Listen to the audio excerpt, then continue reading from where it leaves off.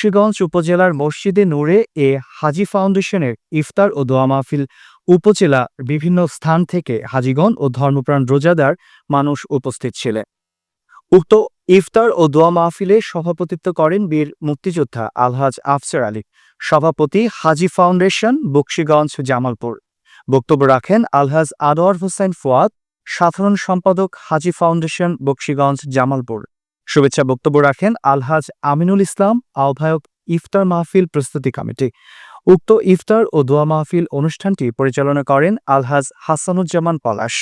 এ সময় আরও উপস্থিত ছিলেন অ্যাডভোকেট মোহাম্মদ মোকাম্মেল হক, জজ কোর্ট জামালপুর, বকশীগঞ্জ উপজেলা প্রেসক্লাবের সহসভাপতি মোহাম্মদ আব্দুর রাজ্জাক মাহমুদ, যুগ্ম সাধারণ সম্পাদক হাজী ফাউন্ডেশন বকশীগঞ্জ জামালপুর, প্রিন্ট ও ইলেকট্রনিক্স মিডিয়ার সাংবাদিক এবং ধর্মপ্রাণ রোজাদার মুসলমানরা উপস্থিত ছিলেন।